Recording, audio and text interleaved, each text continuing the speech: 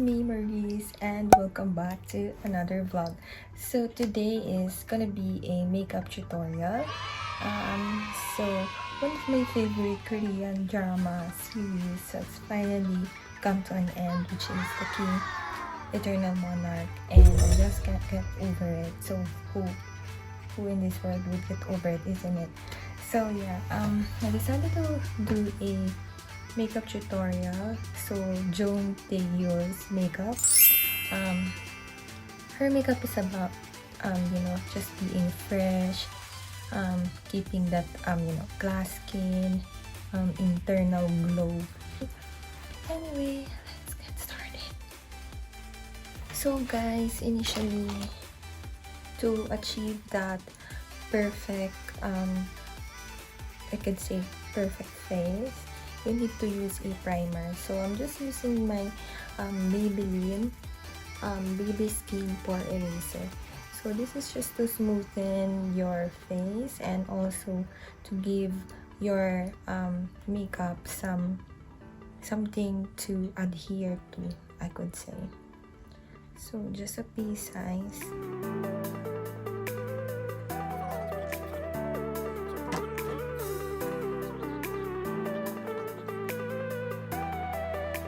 One is a foundation. I could say more of a CC cream.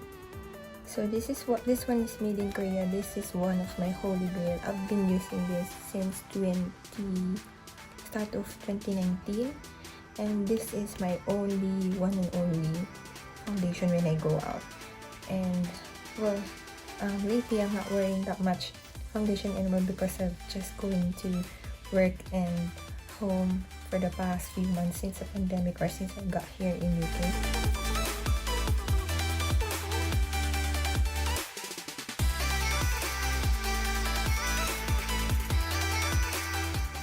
So still, since ang dami ko pa din imperfections, gagamit tayo ng concealer. So I'm just gonna use my good old sorry, medyo gumit na. This is my Maybelline concealer. I forgot the whole name. I'll be showing you down below later. So anyway, it's this one. Fit Me, I guess, yeah. So this is a really nice concealer. So since we need to achieve that zero dark circles look, I'll be using this concealer. Usually, if I'm not really achieving that kind of look, I don't wear concealer anymore, just a Superface.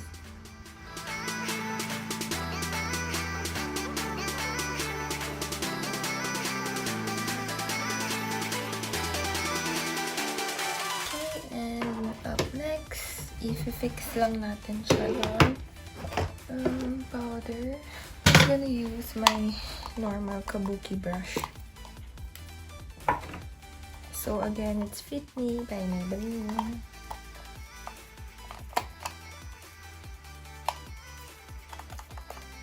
Sobrang konti lang.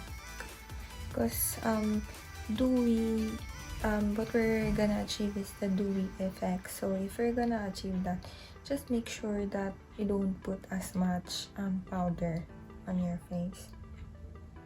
So just here.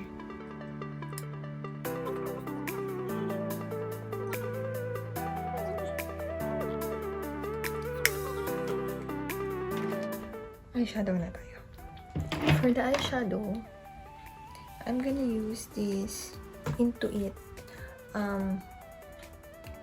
Nude 6 color palette. Sorry, in 0326.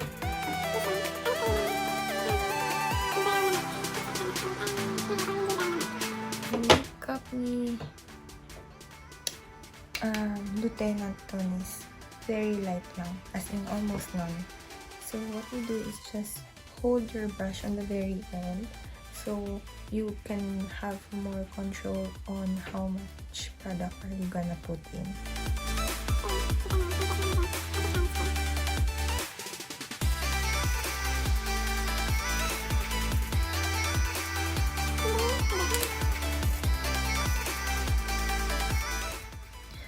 Pansin ko din, yung parang dito niya, nilagyan niya din, actually, it's not makeup, I think it's natural. But, onting brown lang din on this area.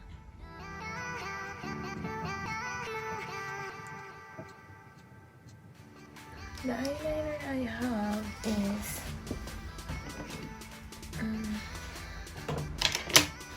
this one, yung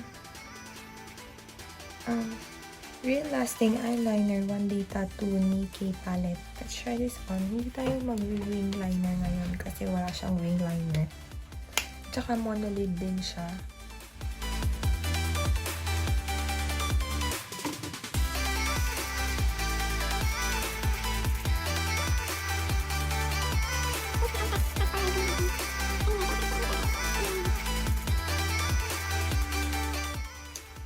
Perfect. Pero, gagamit tayo ng deeper brown color. Gamit tong angled brush, angled brush na to. So, what I will choose is this color. Ito.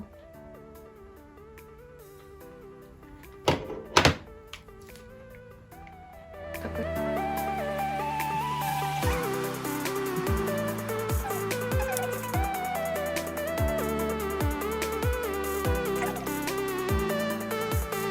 what I did is just I connected the brown from the outer corner of this lid to the outer corner of my under eyelids.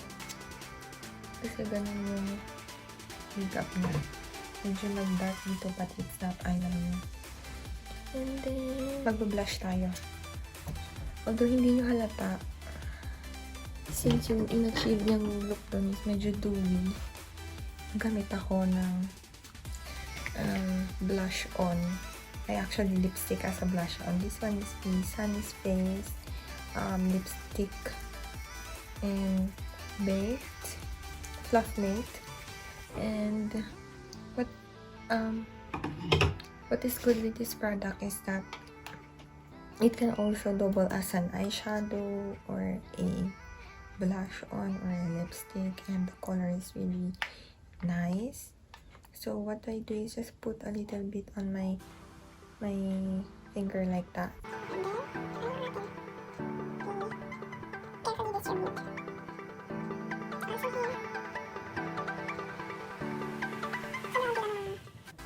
Yan. Diba? And then we will use lip tint, which is yung Dear Darling tint ng Etude House, just on the inner corners to create that gradient effect.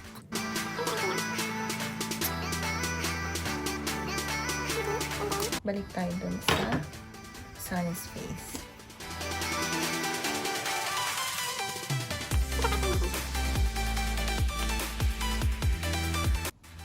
Yan, tapos yung magic dyan, gamit tayo na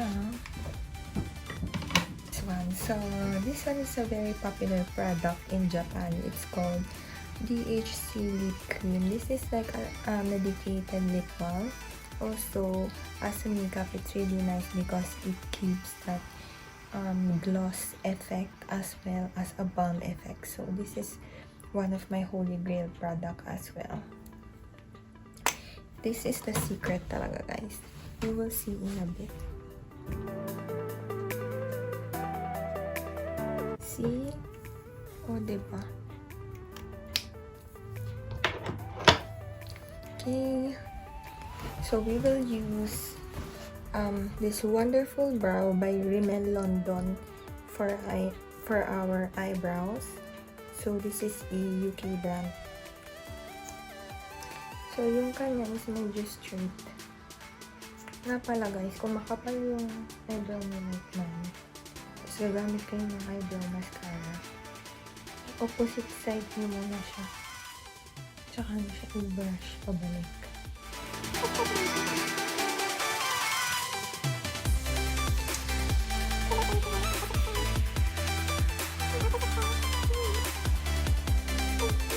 Siguro maglalagay din ako ng konti contour on this area because her face is really small and may sabit. Gamitin natin yung Maybelline V-Face Duo Powder. So,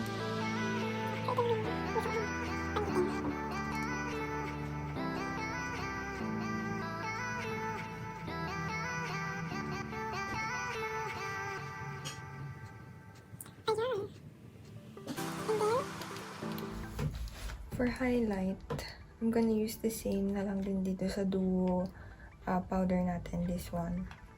Dun sa mga high points. So,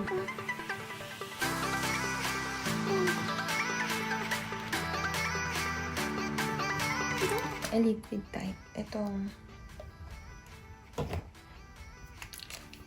Master Strobbing Cream ng Maybelline New York.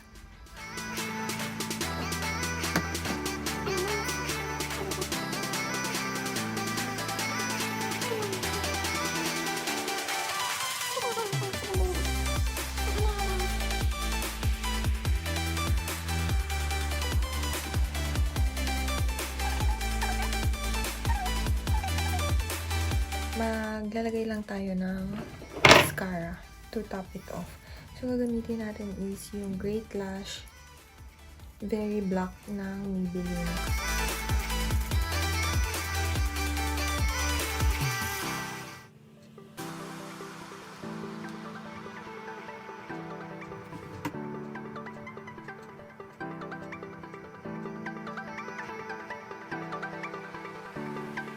So, ayan. Magpapalit lang ako ng damit and I was also fix my hair. Ano ba? I'll also fix my hair and show you the finished product. See you! Bye!